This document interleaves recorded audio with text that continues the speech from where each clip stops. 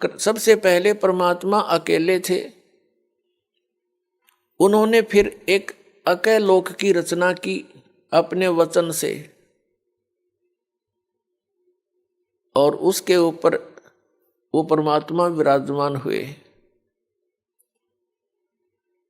वहां से फिर उन्होंने 3 लोकों की और रचना की, जिसको अगमलोक, अलखलोक और सतलोक कहते हैं। और चारों के चारों लोकों में परमात्मा अन्य रूप धारण करके सिंहासन अपने वचन से निर्मित करके उसके ऊपर एक राजा के समान विराजमान हुए। प्रत्येक लोक में परमात्मा ऐसे विराजमान है, सिर पर मुकुट है राजा के समान,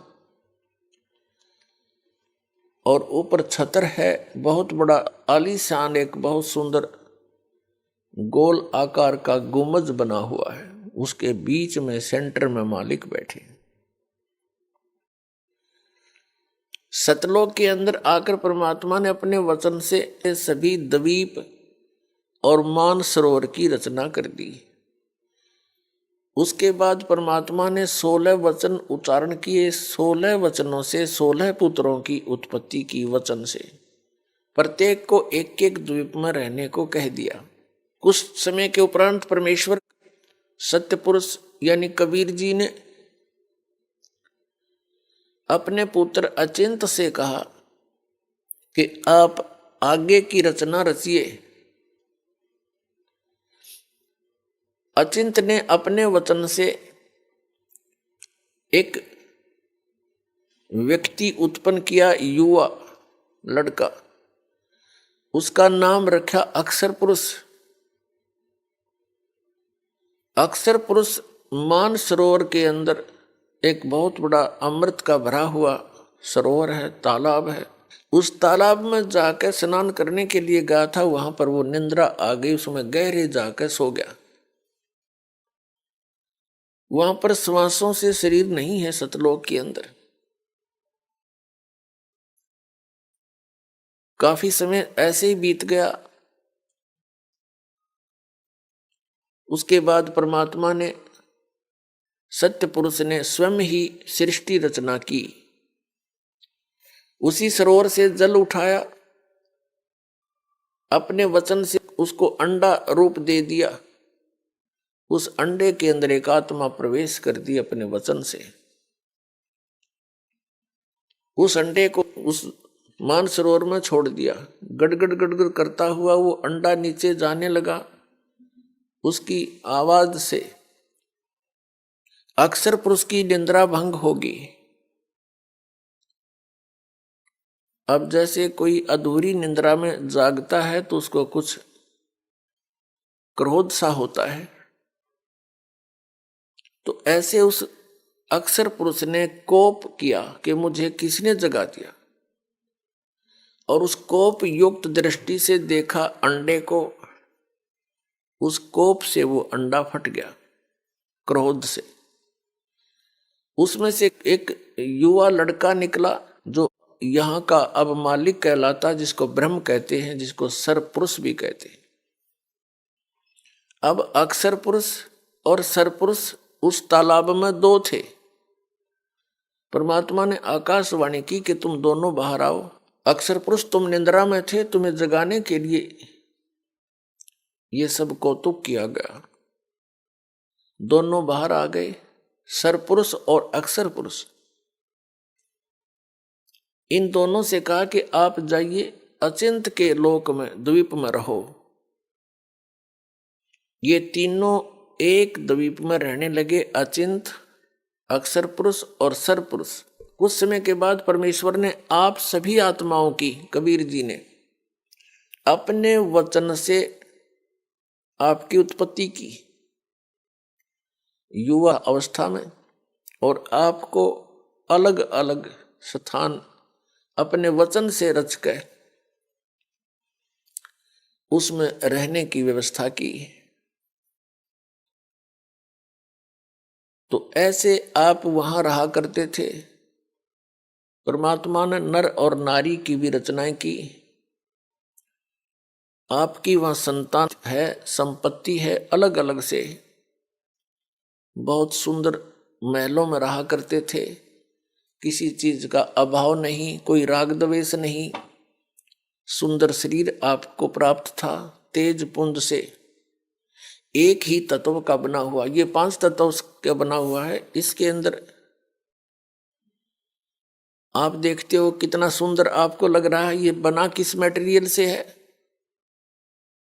5 तत्वों से, जिसमें मिट्टी, पवन, जल, अग्नि, वायु, आकाश, इनसे बना हुआ। और ये देख ले, इसमें कुछ दिखता नहीं, कितना सुंदर प्रारूप हो गया इसका। तो इसको बनाने के लिए जो व्यवस्था की गई है, यहां नर्मदा करके उनके द्वारा खाए गए उस 5 तत्व का ही मिश्रण, उसका प्रारूप बदल कर ये शरीर और ये हाड़ मांस का पुतला बन गया। इसका अंतिम संस्कार करते हैं, ये फिर उसी 5 तत्वों में फिर से मिल जाता है। तो सतलोक के अंदर एक तत्व से बना हुआ है, उसमें नाड़ी तंत्र नहीं हमारे शरीर में। तो वहां हम ठाठ से रहा करते थे, कोई चिंता नहीं थी, किसी चीज का अभाव नहीं था, काल मृत्यु नहीं, वृद्ध अवस्था नहीं थी, ना बच्चे हमारे सामने मरते थे, ना हम मरते थे, सब सुविधाएं हमें उपलब्ध थी। और एक विशेषता है, जब जीव को सर्व सुख प्राप्त हो जाते हैं तो ये परमात्मा को बोलता है। यह सबसे बड़ी कमी है जो हमें वहां दुख दे गई। और यहां पर भी यही व्यवस्था आपके अंदर है। जो भी आज सुखी है, जिसके पास संतान ठीक है, आगे संतान की भी संतान ठीक है और सब स्वस्थ है, अच्छी पोस्ट है या कोई अच्छा धन उसके पास है, उसको आप जाकर समझाने की चेष्टा कीजिए, वो सुनने को तैयार नहीं। ये दुर्भाग्य उस प्राणी का जो परमात्मा से दूर हो गया, इस नकली सुख न प्राप्त करके, इस झूठे सुख को प्राप्त करके। तो यही समस्या हमारे सामने वहां उत्पन्न होगी। सब सुविधाएं उपलब्ध थी, कोई किसी चीज की वहां त्रुटि कमी नहीं थी। फिर क्या हुआ कि कुछ दिनों के बाद वो सरपुरुष, जिसे ज्योत निरंजन भी कहते हैं, आगे चलकर इसी को काल भी कहते हैं, जो यहाँ का 21 ब्रह्मांड का स्वामी है, जिसके लोक में हम रह रहे हैं।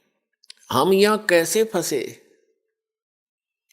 अब इससे क्लियर होगा। पुण्यात्माओं, जो दास आपको ये कथा सुना रहा है, ये सत्यनारायण कथा है और ये सत्य कथा है और ये परमात्मा द्वारा बताई गई है। ये किसी डोम भाट के गीत नहीं, ये गॉड गिवन स्पिरिचुअल नॉलेज है, कबीर गॉड गिवन।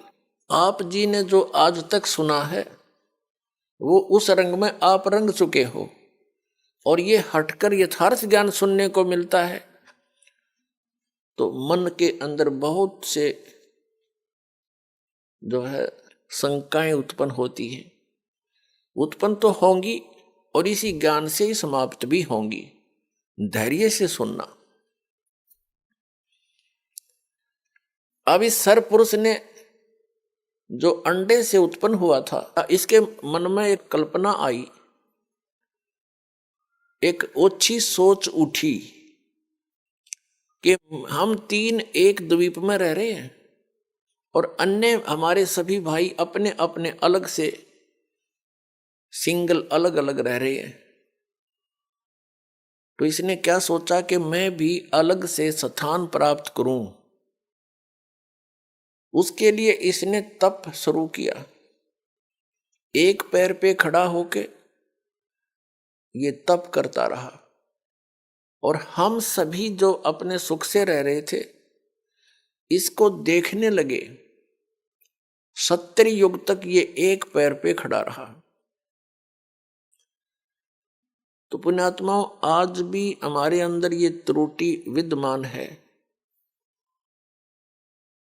जैसे हम सुन लेते हैं कि उस स्थान पर एक महात्मा जी 2 वर्ष से खड़े हैं, बैठते नहीं हैं, तो गांव वाले तो सारे देखने जाएं और दूसरा भी जो भी सुने वो अवश्य जा देखने के लिए। 2 साल से खड़ा है, 2 वर्ष से खड़ा है, बैठता ही नहीं। तो ऐसी धारणा हमारे मन में बन गई कि यो 70 युग से खड़ा है, बहुत लंबे समय से, हम उसको चाहने लग गए, उसके ऊपर आसक्त हो गए।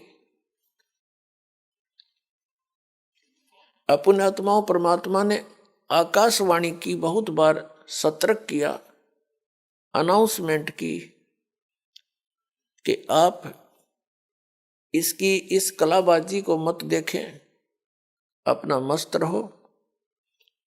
हम ऊपर से तो सावधान हो गए, अक पिताजी को, परमात्मा को आभास ना हो जा, लेकिन अंदर से कसक गई नहीं इसकी, हमारे जबरदस्त इसकी चाह बन गई, इच्छा बन गई। जब इसने 70 युग तप कर लिया तो परमात्मा कबीर जी ने, परमेश्वर ने पूछा कि क्या चाहता है तू सरपुरुष, क्या चाहता है ज्योति निरंजन। तब इसने कहा, पिताजी ये स्थान मेरे लिए कम है, मैं अलग से स्थान चाहता हूं। परमात्मा ने कहा, ठीक है, तेरे 70 युग के तप के बदले में परिणाम स्वरूप आप जी को 21 ब्रह्मांड दे दिए। जैसे एक सेठ साहूकार पिता अपने पुत्र को 21 प्लॉट अलॉट कर दे के लिए, बेटा ये तेरे हैं, खाली प्लॉट। और ये 21 ब्रह्मांड सतलोक के एक कोने में बहुत दूर, वहां बता दिया कि वहां जाइए। ये वहां गया, 21 प्लाटों को देखकर बड़ा खुश हुआ। इसने सोचा इसमें कंस्ट्रक्शन भी करनी चाहिए, उसके लिए मटेरियल भी परमात्मा के पास ही था। इसने फिर तप किया 70 युग। तब परमेश्वर कबीर जी ने, परम अक्षर ब्रह्म ने पूछा, क्या चाहता है ज्योति निरंजन, ए सरपुरुष, अब किस चीज की आवश्यकता है तुझे, तू क्यों हट कर रहा है। तब इसने प्रार्थना की कि हे परमात्मा, मुझे कुछ सृष्टि रचने की सामग्री दीजिए। परमेश्वर कबीर जी ने, सत्य पुरुष ने, इसको 5 तत्व और 3 गुण दे दिए। केले पुत्र खेल ले खिलौनों ते, इनको पाकर के इसने खूब खुशी मनाई। फिर सोचा कि इसमें कंस्ट्रक्शन भी कर लूंगा,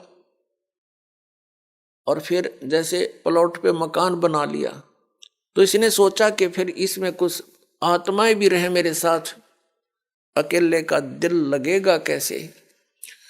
इसने फिर तप प्रारंभ किया। इसने सरपुरुष ने, ज्योति निरंजन ने। तो परमेश्वर ने पूछा कि तू क्या चाहता है, जो मांगा था तुझे दे दिया, अब क्यों सिर दर्द कर रहा तू, अपना चैन से रहे। तब इसने कहा, पिताजी मुझे कुछ आत्माएं दे दो, अकेले का दिल नहीं लग रहा है। परमात्मा ने कहा, भी बात सुन ले, ये जितने प्राणी यहाँ पर, जितने भी यहाँ पर रह रहे हैं हंस आत्माएं, ये सब मेरे वचन से उत्पन्न हुए हैं और ये मेरे अंश हैं। ये अपनी आत्मा में तुझे नहीं दे सकता, तो उनको बहुत दुखी कर देगा। तब इसने कहा, नहीं पिताजी, मैं सत का राज करूंगा, किसी के साथ अन्याय नहीं करूंगा। परमात्मा बोले, भाई कुछ भी कर चाहे ना कर, पर ये मैं नहीं दे सकता, ये मेरे अंश है। मालिक को पता था कि जितनी भी आत्माएं इसको चाह रही हैं, ये कंडेम हो गए। अपने परम पिता से हृदय हटाकर हम इस काल को चाहने लग गए, हम पति भरता पद से गिर गए। परमात्मा के हम दिल से उतर गए कि मैं इनको सब सुविधाएं दे रहा हूं, परमात्मा कह रहे हैं, और ये इसको क्या दे रहा है इनको, और इसको चाहने लगे, कितने बुद्धू ये। तो परमात्मा कबीर जी ने ज्योत निरंजन से कहा कि यदि कोई आत्मा स्वेच्छा से तेरे साथ जाना चाहते हैं तो मैं भेज दूंगा, अन्यथा मैं नहीं भेजूंगा इन आत्माओं को। वो तो अंतर्यामी है कबीर परमेश्वर जी, सत्य पुरुष जी। उनको पता था कि ये बिगड़ गए सारे, और ये अन्य को भी बिगाड़ देंगे जो यहां रह गए। तो जैसे एक सेब विक्रेता होता है, उसको वो सेब कितनी प्रिय होती है, और किसी सेब का कोई दाग लग जाता है, खराब हो जाती है, तो उसका जी तो बड़ा दुख पाता है, दिल बड़ा दुखता है। उस सेब को उन स्वस्थ सेबों से हटाकर दूर रखने में और कूड़े में फेंकनी पड़ती है उसको, लास्ट में सूअर खाया करे फिर उसको। यदि वो उसके रख ले उस सेब को तो अन्य का विनाश कर दे वो। तो यही दशा आप जी हम सभी की वहां होगी थी। हम परमात्मा के कितने प्रिय थे, फिर भी हमारे को यहां फेंकना अनिवार्य समझा कि ये औरों ने भी खराब करेंगी। हम अपने पैर पे कुआड़ा आप मार के आए हैं यहाँ पर। ये सत्कर मान लियो पुण्यात्माओं, ये कोई डूम बाट के गीत नहीं है। या जिस दिन तुम्हारे बात या सत्य कथा हृदय में समा जाएगी, उस दिन आप सतलोक के वासी हो जाओगे। ये विश्वास होना ही कठिन है। तो परमात्मा ने कहा कि इनसे पूछ ले, जो तेरे साथ जाना चाहता हूं मैं भेज दूंगा। तो पुण्यात्मा वो ज्योत निरंजन हमारे पास आया। हम तो पहले उसको चाह रहे थे, उसके आते ही चारों तरफ खड़े हो गए। उसने कहा कि मैंने पिताजी से 21 प्लाट लिए हैं, 21 ब्रह्मांड, उनमें ऐसे रचना रचूंगा, वहां पर ऐसे पहाड़ बनाऊंगा, झरने बनाऊंगा, फलदार वृक्ष लगाऊंगा, मेरे साथ चलोगे तुम? सभी ने हमने एक सुर में कहा कि यदि पिताजी आज्ञा दे देंगे तो हम आपके साथ चलने को तैयार हैं। ज्योत निरंजन ने आकर के परमात्मा से अर्ज की कि हे परमेश्वर, हे पिताजी, तो कुछ आत्माएं मेरे साथ जाने को तैयार हैं, आपकी अनुमति चाहते हैं। परमेश्वर ने कहा कि मेरे सामने हाँ भरवा दे, सहमति करवा दे, फिर मैं भेजूंगा। कबीर परमेश्वर यानी सत्य पुरुष जी और ये सरपुरुष ज्योत निरंजन, जो आगे चल के ये काल भी यही कहलाया, ये सरपुरुष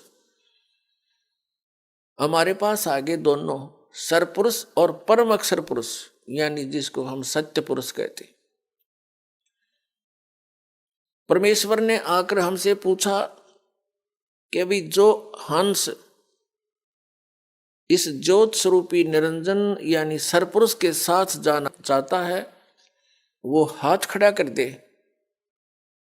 अब पिताजी के सामने, क्योंकि जिसने पहले हमें कहा था कि इसके ऊपर आसक्त मत होना, कर्म बिगड़ जाएंगे तुम्हारे, तो नहीं हिम्मत पड़ी अपने मन की भावना को सार्वजनिक करने की। चुप हो गए, सन्नाटा छा गया, नीचे को गर्दन कर ली। तो परमेश्वर ने कहा कि ज्योति निरंजन, तू तो कह रहा था कि कुछ आत्माएं मेरे साथ जाना चाहते हैं, ये तो कोई भी तैयार नहीं है, झूठ बोल रहा था तू। तो उस समय एक आत्मा ने सबसे पहले हिम्मत किया खड़ा होने का, और खड़ा होकर कहा हंस ने कि हे महाराज, हे परमात्मा, मैं इसके साथ जाना चाहता हूं। अब उसकी देखा देखी फिर हमने भी सोचा कहीं एकला आनंद लूट जाए, वहां पर हम रह जाए पीछे। तो हम सभी ने हाथ खड़े कर दिए दोनों। जितने भी यहां चिट्ठी से लेकर हाथी तक, रंग से लेकर राजा तक, 21 ब्रह्मांड में ब्रह्मा विष्णु महेश ऋषि महर्षियों तक जितने भी आत्माएं हैं, ये सारे की सारी सतलोक से आए हुए हैं। तो हम सब ने हाथ खड़े कर दिए इसके साथ आने के लिए। हम इतने निर्लज्ज हो गए। तब परमेश्वर ने कहा कि ठीक है ज्योति निरंजन, अब जाइए अपने प्लाटों में। जिस भी आत्मा ने, जिस हंस ने तेरे साथ जाने की सहमति दी है, उन सब के नंबर मैंने नोट कर लिए। इन सब को भेजूंगा, लेकिन दूसरे तरीके से। परमात्मा ने हम सभी को फिर से बीज रूप में बना दिया, अति सूक्ष्म शरीर बना दिया। और जिस आत्मा ने सबसे पहले, जिस हंस ने सबसे पहले स्वीकृति दी थी, वो लीडर पा क्या था, उसकी लड़की बना दी, कन्या 18 वर्ष की, जैसे एज हो ऐसी। और उसके अंदर परमेश्वर ने अपने वचन से हम सभी आत्माओं को फीड कर दिया उसके अंतःकरण में, और कहा बेटी मैंने तेरे को वचन शक्ति दे दी है। जितने भी जीव वो ज्योत निरंजन कहेगा, तू वचन से बोल देना, उतने ही वो जीव नर और मादा उत्पन्न हो जाएंगे, और सभी आत्माएं तेरे अंदर फीड कर दी है, डाल दी है। उस लड़की के साथ अपना एक पुत्र सहजदास, जो पहले 16 पुत्रों में से सबसे पहले 16 वचनों से 16 पुत्र उत्पन्न किए थे परमेश्वर कबीर जी ने, उनमें से एक सहजदास भी है। सहजदास से कहा कि जाओ सहजदास, अपनी बहन को ज्योत निरंजन के पास छोड़ाओ। अब सहजदास लेकर के उस लड़की को, उसका नाम प्रकृति भी है, वही दुर्गा भी कहलाई, और उसी को आदि माया भी कहते हैं। उसको लेकर के ज्योत निरंजन यानी सरपुरुष के पास सहजदास आ गया और कह दिया कि इस लड़की के अंदर वो सभी आत्माएं फीड हैं, इसके अंदर डाल दी गई है पिता के द्वारा, जिन्होंने तेरे साथ आने के लिए सहमति दी थी। और ये इसको वचन शक्ति दे दी है परमेश्वर ने, जितने जीव तू कहेगा ये अपने वचन से उत्पन्न कर देगी, नर और मादा। ये कहकर के सहजदास अपने द्वीप में आ गया। अब लड़की युवा होने के कारण उसका रंग रूप निखरा हुआ था। अकेली युवा लड़की को देखकर ज्योति निरंजन के मन में ये विकार उत्पन्न हुआ, जो आज आप सबके अंदर विद्यमान है। क्योंकि यथा राजा तथा प्रजा, क्योंकि हम फिर उन्हीं के संयोग से बनकर बाहर आए। इसने कोशिश की उस लड़की के साथ दुराचार करने की। प्रकृति ने बार बार प्रार्थना की कि ज्योति निरंजन, तू मेरा बड़ा भाई अंडे से उत्पन्न हुआ पिता के वचन से, उसके बाद हम सभी उत्पन्न हुए, और अब मैं उसकी बेटी हूं, तू उसका बेटा है, हम दोनों बहन भाई हैं, ये जुल्म ना कर, महापाप का भागी होगा। उसने और यहां तक कहा कि मेरे पास वचन शक्ति है, जितने जीव तू कहेगा मैं बना दूंगी, उत्पन्न कर दूंगी। एक नहीं सुनी, वासना वसंधा हो गया। हद से ज्यादा जब बढ़ गया, लड़की ने अपनी इज्जत की सुरक्षा और दिखाई नहीं दी। वो भी उसी बाप की बेटी है, सूक्ष्म रूप बनाया, इज्जत रक्षा के लिए उसके पेट में प्रवेश कर गई, और वहां से पुकार की, पिताजी मेरे साथ ऐसे ऐसे इसने जुल्म किया, मेरी रक्षा करो। अब परमात्मा को तो पता था अब इनकी केबरान मट्टी होगी, मूर्खों ने अपने पैर पाप को आड़ा मार लिया। पता लग गया कि होगी शुरुआत इनके किए हुए घोर पाप के कर्मों का फल शुरू हो गया। वो दयालु परमात्मा आए, अपने पुत्र जोगजीत का रूप बनाकर। ये जोगजीत, सहजदास, अचिंत, तेज, कोरम, ये आदि पहले 16 वचनों से जो एक एक पुत्र उत्पन्न किया था, ये सबसे प्रथम उत्पन्न पुत्रों में से है, जिनको परमात्मा विशेष आदेश देता है, उनसे वहां का कार्य लेता है। तो उसी जोगजीत का रूप बनाकर स्वयं वहां प्रकट हो गए और ज्योत निरंजन के शरीर से पेट से लड़की निकाली और उसको कहा कि ज्योत निरंजन यानी सरपुरुष, अब सुन ले आदेश परमपिता का। आज से तेरा नाम काल होगा।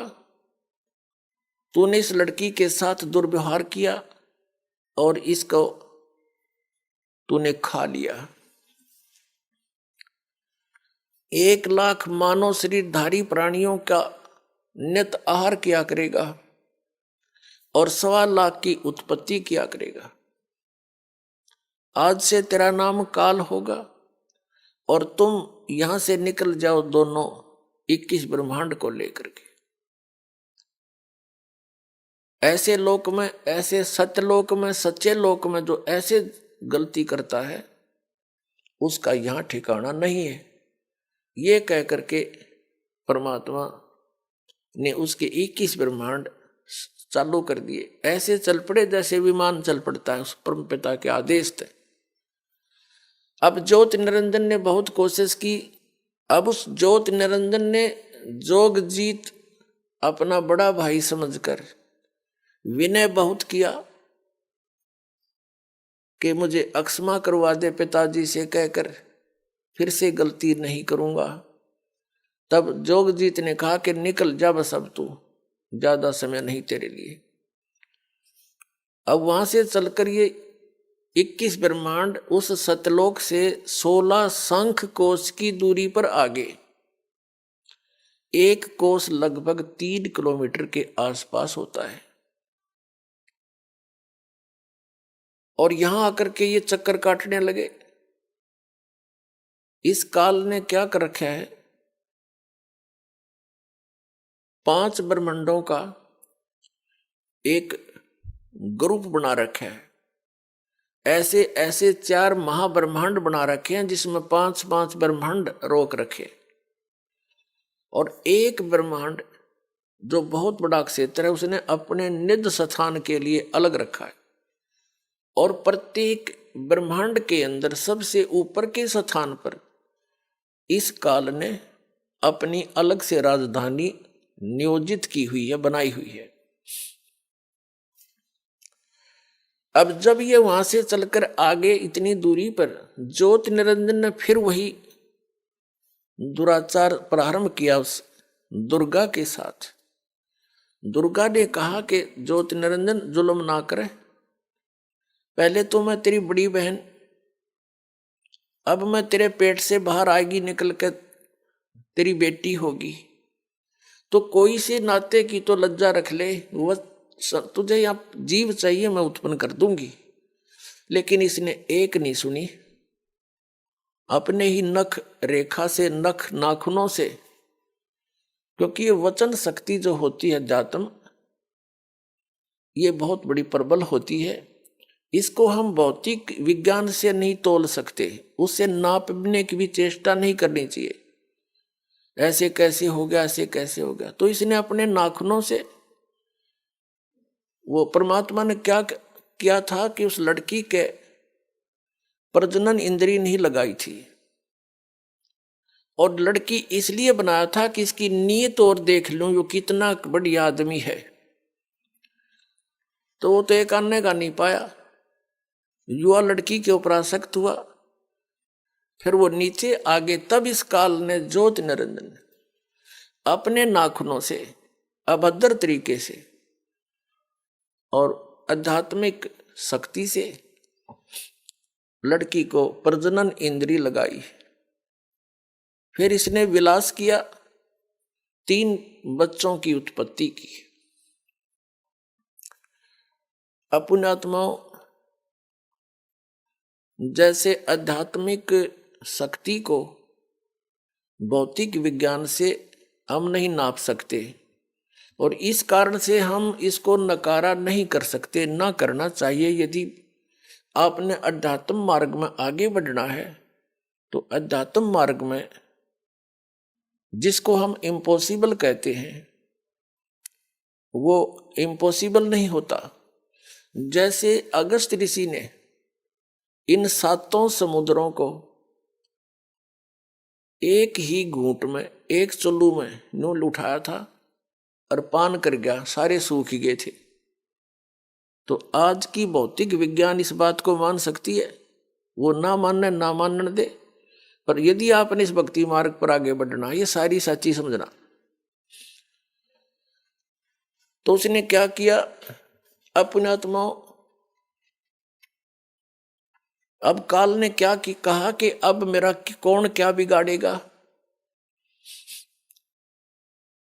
अब जो सजा मुझे मिलनी थी मिल गई, मनमानी करूंगा, सब तरह से उसको डरा धमका दिया। अब दुर्गा को और कोई विकल्प दिखाई नहीं दिया,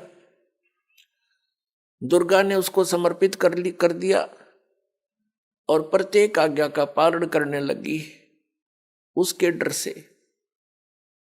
तो उसने कहा कि मेरा भेद किसी को नहीं देगी तू, नहीं तो तेरी खैर नहीं है। किसी को नहीं बताना मैं कैसा हूं, कहां रहता हूं, और आज के बाद तू सारे ब्रह्मांड में, इन 21 ब्रह्मांडों का तू ही संचार यानी कंट्रोल करेगी, इसको संभालेगी।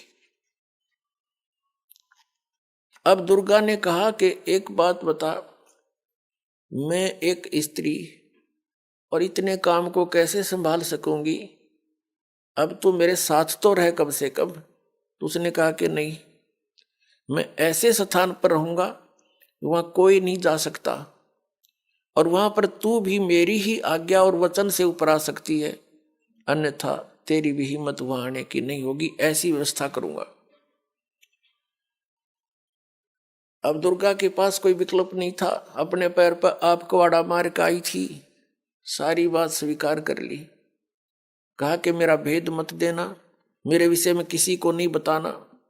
अपने आत्माओं, जैसे हम पहले सुना करते थे, एक समय आप सुनते रहे हो, जैसे ब्राह्मण लोग बच्चों का विवाह कराते हैं, जब उनके फेरे कराते हैं, हमने खूब सुना करते हम, वो क्या कहा करते, सटाट यहां से करा करते, काश्यप गोत्रा काश्यप गोत्री।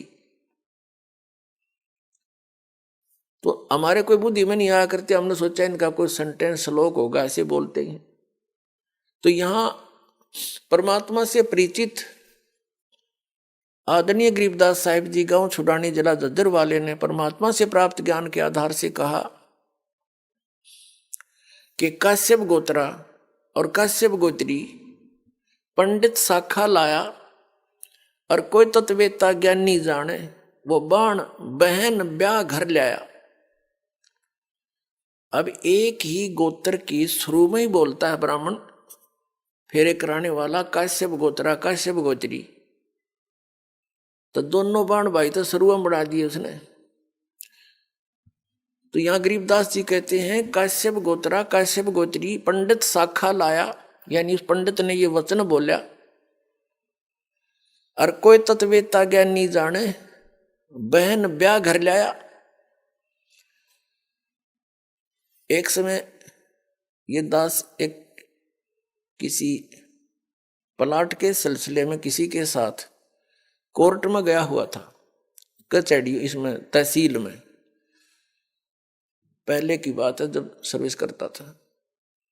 तो वहां एक नंबरदार था जो वहां गवाही गुई देते हैं, वो वहां रहते हैं तकरीबन। तो वहां कोई बात चल रही थी उनकी किसी पॉइंट पे, वहां कोई केस था, किसी लड़की ने अपने ही किसी गोत्र के लड़के से को विवाह करने की चेष्टा की थी, तो वहां जिक्र चल रहा था। तो वो पंडित वो कह रहा था, वो नंबरदार कह रहा था कि भाई मेरे 3 ब्याह हो लिए। नो बोला मेरे तीसरा ब्याह ही है, पहले वाली से एक बच्चा हुआ था, उसकी मृत्यु होगी, फिर दूसरा विवाह करा, हुआ भी ऐसे किसी कारण से नहीं साथ रह पाई, उसकी भी मृत्यु होगी, और तीसरा ईब करवाया है 10 वर्ष तक। तो तीनों बार पंडित ने अंबाण भाई तो शुरुआत बना दिए थे, काश्यप गोत्रा काश्यप गोत्री। आप ना याद होता आप भी दान कर लियो, ऐसा वो कह रहा था। तो फिर तो सब का याद आवे, वो बोले वचन। और पंडित जी भी वहीं खड़ा था एक, तो उससे पूछ रहे थे भाई पंडित जी नो क्यों कहते हो तुम?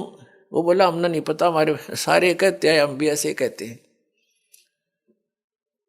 तो यहां परमात्मा ने बताया है, गरीबदास साहिब जी ने कहा है कि काश्यप गोत्रा काश्यप गोत्री पंडित शाखा लाया, कोई तत्वेता ज्ञानी जाने बाण ब्याह घर लाया। तो ये वहां से बिजली गिरी है या फिर यहां आकर हमने अपनी मर्यादा आप बना रखी है। उस सतलोक की नजर में, उसकी दृष्टिकोण से अगर यहां देखें तो ये ऐसा स्थान है जैसे पहले भारतवर्ष के अंदर कोई निकम्मे व्यक्ति और निकम्मी औरतें बिल्कुल बाज नहीं आया करती, गलत काम करने तय, चोरी तय, ठगी तय, जारी तय और किसी अन्य कारणों से, तो उनको सजा दी जाती थी। इंडोमान निकोबार नाम का एक द्वीप है समुद्र के बीच में, उसको काला पानी कहा करते थे। उस काले पानी में छोड़ आया करते उनको कि ये यहाँ रहेंगे तो और समाज ने बर्बाद खराब करेंगे, तो औरतों को भी और उन व्यक्तियों को भी जो घने निकम्मे टाइप के थे, उस इंडोमान निकोबार नाम के द्वीप में छोड़ कर आया करते थे।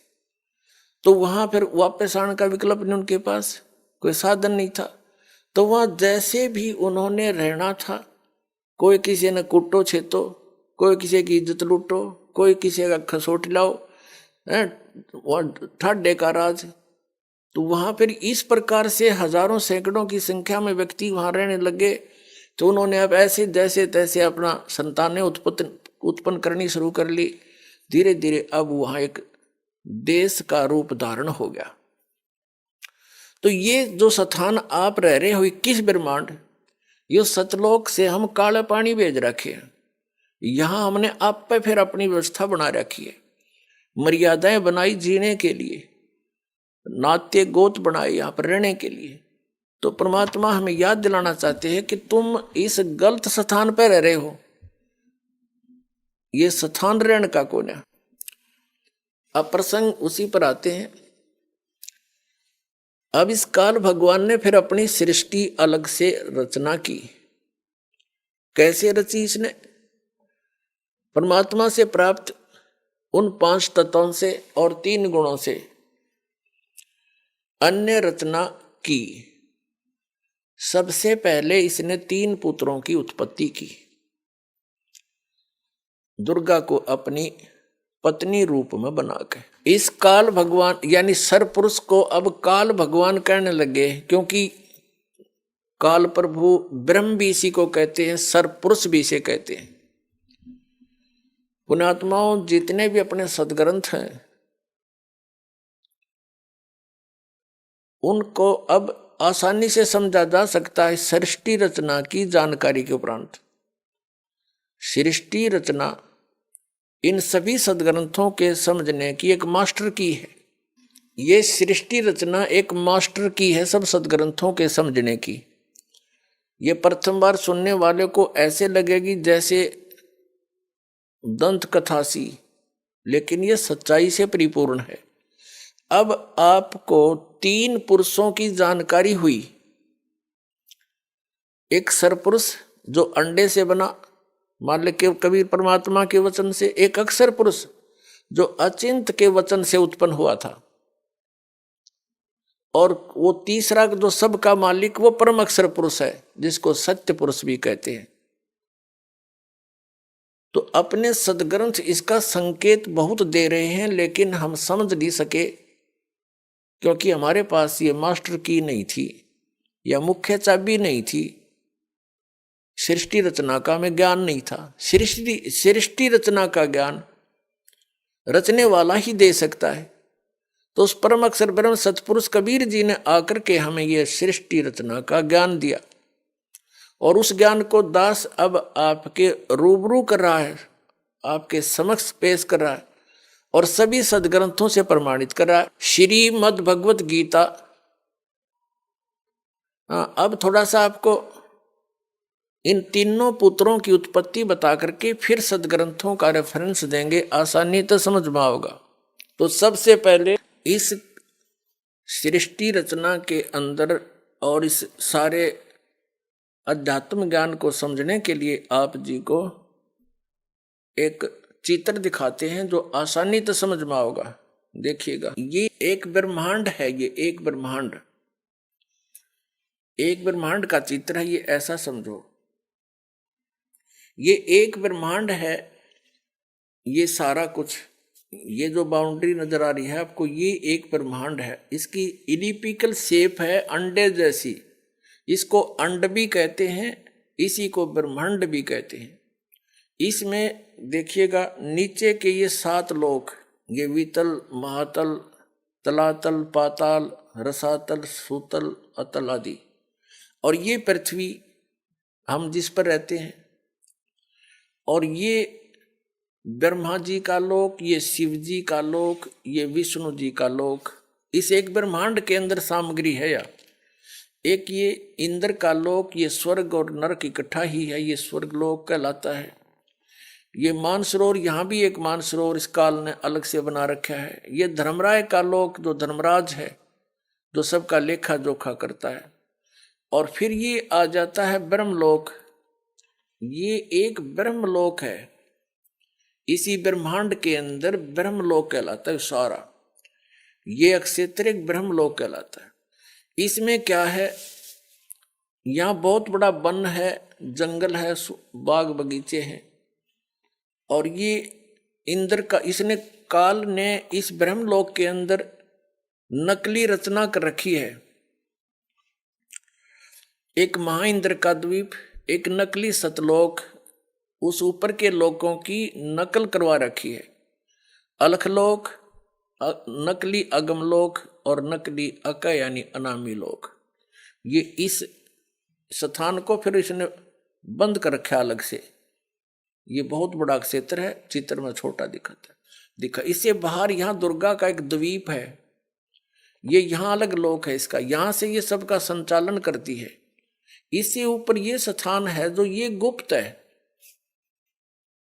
ये स्थान जो है इस ब्रह्मांड के अंदर ये गुप्त स्थान बना रखा है इसने ब्रह्मलोक में। और यहां पर इसने 3 स्थान बना रखे हैं के संयोग से जो पुत्र उत्पन्न होता है वो सतोगुण युक्त हो जाता है, उसका नाम विष्णु रख देते हैं और ऐसी ही शकल का बन जाता है।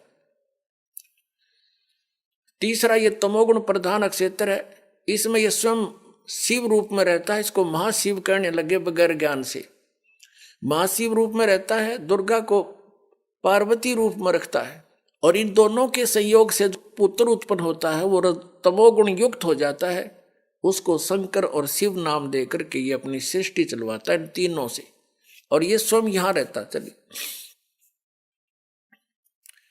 ये 3 स्थान है, एक रजोगुण प्रधान क्षेत्र, दूसरा सतोगुण प्रधान क्षेत्र, तीसरा तमोगुण प्रधान क्षेत्र।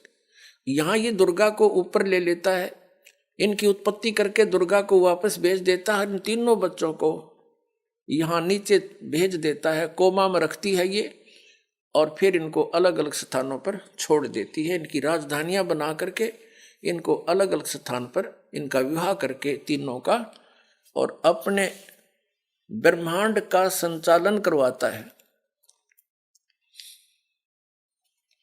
अब रजोगुण प्रधान क्षेत्र कैसा होता है, तमोगुण प्रधान क्षेत्र कैसा होता है,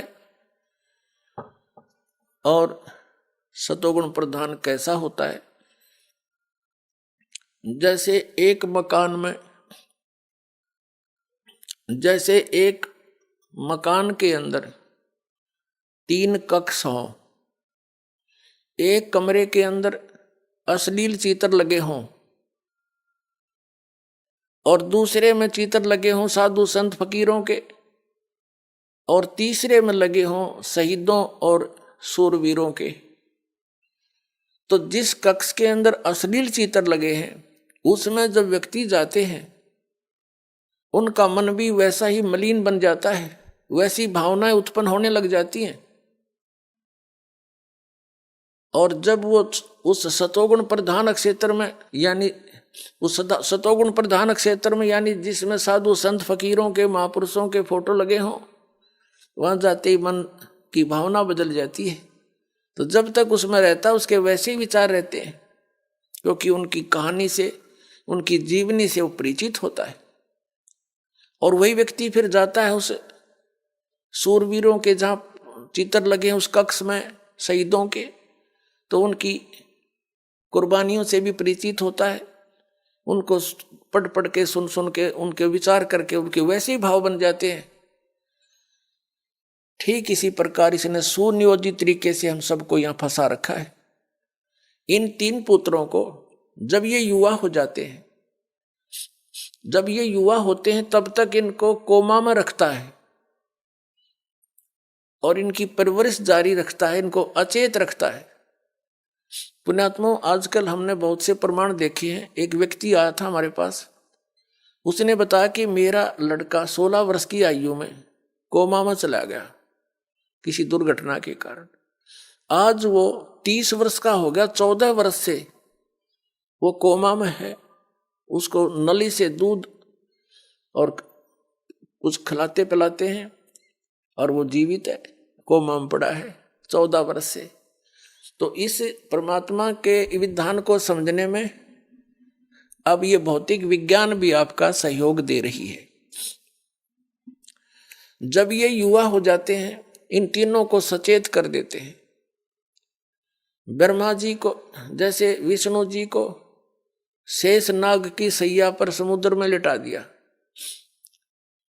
और उसके नाभि से एक कमल निकाल दिया जादूगर ने, इस काल ने, और उस कमल के फूल के ऊपर ब्रह्मा जी को सचेत कर दिया, बैठा दिया, फिर सचेत कर दिया। शंकर जी को एक कैलाश पर्वत पर बेहोश रखा हुआ था, वहां सचेत कर दिया। फिर इन तीनों को सचेत कर दिया, इकट्ठे कर दिए और फिर इनको आदेश दे दिया कि तुम अपना अपना काम करो।